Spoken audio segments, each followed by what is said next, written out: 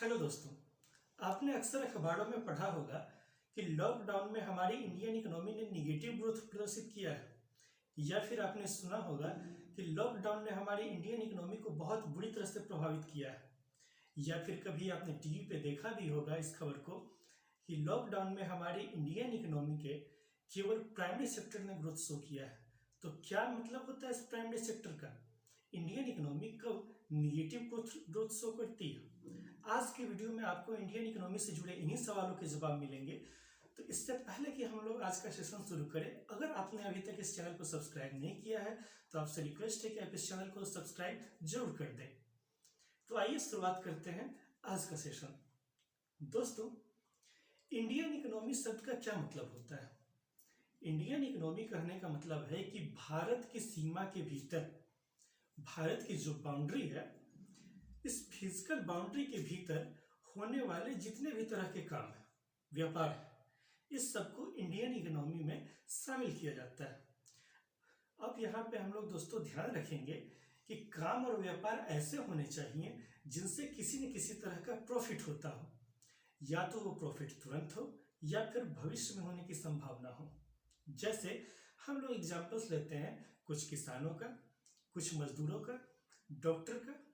दोस्तों, कोई किसान अपने खेत में फसल उपजा रहा है, वो बड़ी मेहनत से अपने खेत में खाद, बीज ये सब डालकर फसल लगाता है और इस आशा के साथ लगाता है कि आने वाले सीजन में उसकी फसल बड़ी बम्पर होगी और इस फसल को बेचकर वो पैसा प्राप्त करेगा बाजार में। दूसरी तरफ कोई मजदूर है, वो मजदूर सड़क बनाने के काम में लगा हुआ है, रोज वह सड़क बनाता है और इसके बदले उसको पैसा मिलता है उसके वेतन के रूप में। इस पैसे को ले जाकर वह अपने परिवार के लिए राशन खरीदता होगा। तो तीसरे एग्जाम्पल में हम लोग देखते हैं दोस्तों कि कोई डॉक्टर है, ये डॉक्टर क्या करता है कि अपने पेशेंट्स का इलाज करता है। तो जब दोस्तों डॉक्टर अपने पेशेंट का इलाज करता है, या फिर किसान अपने खेतों में फसल उपजाता है, या फिर वो मजदूर सड़क निर्माण के काम में लगा हुआ है, तो तीनों कहीं ना कहीं इकोनॉमिक एक्टिविटीज से जुड़े हुए हैं। इन तीनों एग्जाम्पल्स में दोस्तों हम लोग ये देखेंगे कि प्रॉफिट या तो तुरंत हो जा रहा है, जैसे मजदूर के एग्जाम्पल में प्रॉफिट उसको तुरंत हो रहा है क्योंकि शाम में उसके काम के बदले उसको पैसा मिल जाएगा, लेकिन किसान को थोड़े दिनों का इंतजार करना पड़ेगा। जब उसकी फसल बहुत अच्छी होगी, उस फसल को बेचने के बाद ही उसको प्रॉफिट प्राप्त होगा। डॉक्टर के एग्जाम्पल में डॉक्टर को तो फीस तुरंत मिल गया, लेकिन डॉक्टर ने जिस पेशेंट का इलाज किया है वो पेशेंट जब भला चंगा हो जाएगा तो फिर से अपने किसी काम में लग सकता है और वहां से काम करने के बाद उसको भी पैसे मिल सकते हैं। तो इन तीनों कामों में हम लोग क्या देख रहे हैं कि चाहे डॉक्टर हो, किसान हो या फिर मजदूर हो, तीनों किसी न किसी तरह की इकोनॉमिक एक्टिविटीज में लगे हुए हैं। ये तीनों इकोनॉमी के पार्ट्स हैं। तो दोस्तों, यहीं पे आपके दिमाग में क्लिक कर गया होगा कि इकोनॉमिक एक्टिविटीज क्या है। यहाँ आप देखिए इकोनॉमिक एक्टिविटीज लिखा हुआ है, जिसको हिंदी में आर्थिक क्रियाएं कहा जाता है। तो आप कह सकते हैं कि हर उस तरह का काम जो किसी न किसी तरह से आपको तुरंत प्रॉफिट दिलवाता हो या फिर जिनसे भविष्य में प्रॉफिट होने की संभावना हो, इन तरह के कामों को, इस तरह की सारी एक्टिविटीज को ही इकोनॉमिक एक्टिविटीज कहा जाता है। ठीक है। अब यहाँ पे अगर हम आपसे पूछें कि क्या किसी बच्चे का रोना इकोनॉमिक एक्टिविटी हो सकता है, थोड़ा सोच के बताइए कि कोई बच्चा है, अपने घर में छोटा सा बच्चा लेटा हुआ है और जोर जोर से रो रहा है, तो क्या ये एक इकोनॉमिक एक्टिविटी है? दोस्तों, यह एक इकोनॉमिक एक्टिविटी नहीं है। अगर आपसे पूछा जाए क्यों नहीं है इकोनॉमिक एक्टिविटी, तो आइए हम लोग इसको समझते हैं। दोस्तों, इस बच्चे के रोने में किसी भी तरह का कोई प्रोडक्शन का काम नहीं हो रहा है, या किसी तरह की कोई सर्विस भी नहीं हो रही है, पैसे का कोई लेन देन नहीं हो रहा है यहाँ पे। तो हम कहेंगे कि यहाँ पे कोई इकोनॉमिक एक्टिविटी नहीं हो रही है। यानी इकोनॉमिक एक्टिविटी तब होगी जब पैसे का लेन देन हो, किसी सामान का प्रोडक्शन हो, सर्विसेज का लेन देन हो। सर्विसेज यानी सेवा। दोस्तों, जब ये सारे काम इस एग्जाम्पल में हो ही नहीं रहे हैं तो हम कैसे कह सकते हैं कि यह एक इकोनॉमिक एक्टिविटी है। लेकिन ध्यान दीजिए, जब वो बच्चा रो रहा है और उस बच्चे के पिताजी अगर उस रोते बच्चे को चुप कराने के लिए हो सकता है कि किसी खिलौने की दुकान से उसको एक खिलौना खरीद दे, तो जैसे ही उस बच्चे के पिता ने एक खिलौने की दुकान से खिलौना खरीदा, तो खिलौना खरीदने के साथ ही एक इकोनॉमिक एक्टिविटी हो गई। यानी खिलौना जैसे ही खरीदा तो उन्होंने खिलौना खरीदने के लिए कुछ पैसे दिए होंगे दुकानदार को, तो यहाँ पे पैसों का लेन देन हुआ ना। ठीक है, इसीलिए हम कह सकते हैं कि यहाँ पे इकोनॉमिक एक्टिविटी हो रही है। दोस्तों, इकोनॉमिक एक्टिविटी इकोनॉमी से जुड़ी हुई होती है। आप कह सकते हैं कि किसी भी काम में जहाँ पैसों का लेन देन हो, सर्विसेज का लेन देन हो, या तो तुरंत या भविष्य में प्रॉफिट होने की संभावना हो, इन सारे काम को इकोनॉमिक एक्टिविटीज कहा जाता है। तो यहाँ तक तो दोस्तों हम लोगों ने समझ लिया है कि इंडियन इकोनॉमी क्या है, इकोनॉमिक एक्टिविटीज क्या है, किस तरह से इकोनॉमिक एक्टिविटीज इंडियन इकोनॉमी से जुड़ी हुई है। किसी भी इकोनॉमी से दोस्तों, किसी भी कंट्री की इकोनॉमी से वहाँ होने वाली सारी इकोनॉमिक एक्टिविटीज जुड़ी होती है, यानी लेन देन के सारे मामले उस कंट्री की इकोनॉमी से जुड़े हुए होते हैं। तो दोस्तों, आइए अब हम लोग आगे बढ़ते हैं और समझते हैं कि सेक्टर्स ऑफ इंडियन इकोनॉमी क्या होते हैं, यानी अर्थव्यवस्था के क्षेत्र किनको कहा जाता है। दोस्तों, हमारे देश की इकोनॉमी जो है, इंडिया की इकोनॉमी, ये बहुत बड़ी इकोनॉमी है। इतनी बड़ी इकोनॉमी को एक साथ पढ़ पाना या समझ पाना, सारे डेटा को इकट्ठे साथ में रख के देख पाना बड़ा मुश्किल काम है। इसीलिए क्या किया गया है कि हमारी इंडियन इकोनॉमी को अलग अलग कैटेगरीज में बांट दिया गया है। इन कैटेगरीज को ही सेक्टर्स कहा जाता है। ठीक है, जैसे आपके मकान में, आपके घर में अलग अलग कमरे होंगे। ठीक, आप किसी कमरे को बेडरूम कहते हैं, किसी कमरे को आप डाइनिंग रूम कहते हैं, किसी कमरे को आपने किचन रूम बना दिया है। क्यों बना दिया है? इसलिए बना दिया है ताकि आपके घर में किचन का सारा सामान किचन में हो, आप किचन का सामान ढूंढने के लिए बेडरूम में नहीं जाएं, सुविधा हो आपको। इसी तरह से इंडियन इकोनॉमी बहुत बड़ी इकोनॉमी है, इसको आप एक घर के रूप में ले सकते हैं। इस घर के सारे सामान आपस में मिल नहीं जाए, तो इससे बचने के लिए क्या किया गया कि अलग अलग रूम्स बना दिए गए। एक तरह के सामान वाले एक रूम, दूसरे तरह के सामान वाले दूसरे रूम, इन्हीं रूम्स को सेक्टर्स कहा गया है। ठीक है, तो दोस्तों, सेक्टर्स ऑफ इंडियन इकोनॉमी अगर आपसे पूछा जाए कि क्या है, तो आप कह सकते हैं कि इंडियन इकोनॉमी को जिन अलग कैटेगरीज में बांटा गया है उनको सेक्टर्स कहा जाता है। ठीक है दोस्तों, आपको जानकर हैरानी होगी कि इंडिया की इकोनॉमी वर्ल्ड के टॉप 10 इकोनॉमीज में आती है। यही नहीं, आपको तो पता ही होगा कि हमारा देश इंडिया पॉपुलेशन के मामले में वर्ल्ड में नंबर 2 पे है।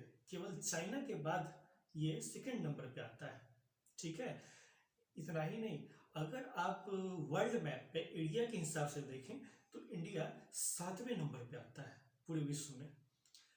तो इतना बड़ा देश, इतनी बड़ी आबादी, इतनी बड़ी अगर आबादी है, इतना बड़ा देश है, तो इसकी इकोनॉमी भी बहुत बड़ी होगी। इतनी बड़ी इकोनॉमी को आप कैसे इमेजिन कर सकते हैं कि एक साथ आप रख के पढ़ सकते हैं? तो सुविधा के लिए क्या किया गया है कि इसको अलग अलग सेक्टर्स में बांट दिया गया है ताकि पढ़ने में बिल्कुल मुश्किल नहीं है। कई बार क्या होता है ना कि डाटा को, जो इकोनॉमी के अलग अलग डाटा होते हैं, जैसे कि ऑटोमोबाइल सेक्टर ने कितना ग्रोथ किया है, या फिर कभी आप कह सकते हैं कि एग्रीकल्चर सेक्टर ने कितना ग्रोथ किया है, तो ऑटोमोबाइल सेक्टर को जब आप एग्रीकल्चर सेक्टर के साथ मिला देंगे तो आप देखेंगे दोनों अलग अलग चीज है। तो ये इन दोनों में कंफ्यूजन ना हो, इसलिए क्या किया गया है कि अलग अलग पार्ट्स में इसको कैटेगरीज में डाल दिया गया है। ठीक है दोस्तों, जब हम ये समझ चुके हैं कि सेक्टर्स ऑफ इंडियन इकोनॉमी क्या है, तो यहीं पे हम लोग समझेंगे कि इकोनॉमी के जो सेक्टर्स है, यहाँ आप देख रहे होंगे कि इनको 3 कैटेगरीज में डिवाइड किया गया है। पहला तो लिखा गया है प्राइमरी सेक्टर यानी प्राथमिक क्षेत्र, दूसरा लिखा गया है यहाँ पे सेकेंडरी सेक्टर यानी द्वितीय क्षेत्र, और तीसरा लिखा गया है यहाँ पे टर्शियरी सेक्टर यानी तृतीय क्षेत्र। दोस्तों, ये तो इंडियन इकोनॉमी को एक तरीके से बांटने का एक तरीका था, लेकिन इसी इकोनॉमी को आप दूसरे तरीके से भी बांट सकते हैं। आप पूछेंगे यहाँ पे एक तरीके का क्या मतलब है, एक तरीके से बांटने का क्या मतलब है, और दूसरी तरफ दूसरे तरीके से बांटने का क्या मतलब है।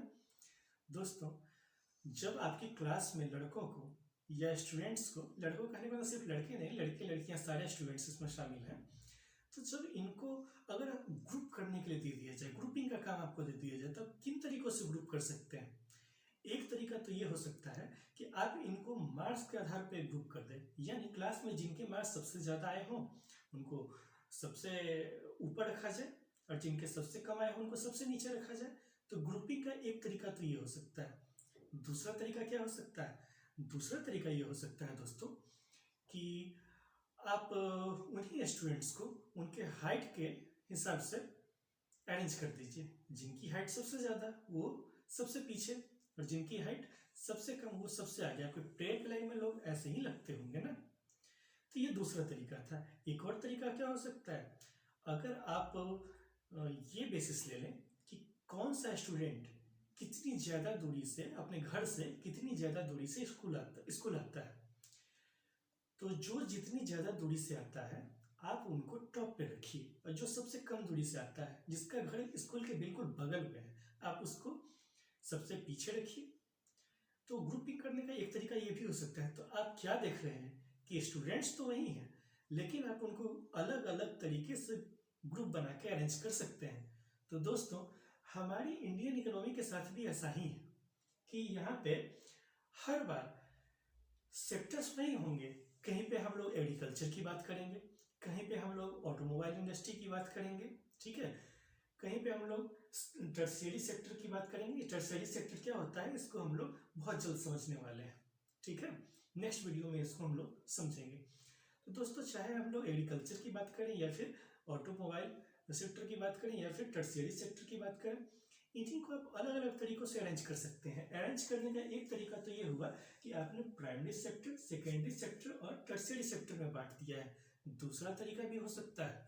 दूसरे तरीके कौन से हो सकते हैं कि दोस्तों, इनमें आप ये जो सेक्टर्स हैं इनको आप क्या कर सकते हैं कि ऑर्गेनाइज्ड सेक्टर और नॉन ऑर्गेनाइज्ड सेक्टर के रूप में बांट सकते हैं। नॉन ऑर्गेनाइज्ड सेक्टर के रूप में आप इनको बांट सकते हैं। यानी बांटने का ये आपके पास दूसरा तरीका है।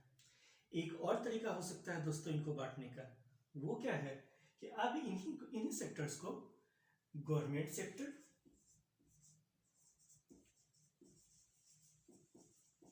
या फिर प्राइवेट सेक्टर, इस रूप में बांट सकते हैं। दोस्तों, आप देख सकते हैं कि इनकी ग्रुपिंग हमने अलग की है, इनकी ग्रुपिंग अलग की है, और फिर ये तीनों ग्रुप एक साथ। यानी बात वही रहेंगे, स्टूडेंट्स हर जगह सेम ही है, लेकिन इन्हीं स्टूडेंट्स को बांटने के लिए हम लोगों ने हर बार अलग अलग तरीके अपनाए। कभी मार्क्स के बेसिस पे बांट दिया, कभी उनके हाइट के हिसाब से अरेंज कर दिया, और कभी उनके घर से उनके स्कूल के डिस्टेंस के आधार पर बांट दिया, ठीक है। तो दोस्तों, आज के लिए इतना ही। नेक्स्ट वीडियो में हम लोग समझेंगे ये primary sector, secondary sector, tertiary sector क्या होता है। आप लोग हमारे साथ उस वीडियो में भी जरूर जुड़े रहिए, क्योंकि दोस्तों पूरे यूट्यूब पर primary sector, tertiary sector, secondary sector और टर्शियरी सेक्टर को इससे आसान शब्दों में कहीं भी नहीं समझाया गया होगा, ये मेरा दावा है। तब तक के लिए धन्यवाद, थैंक यू।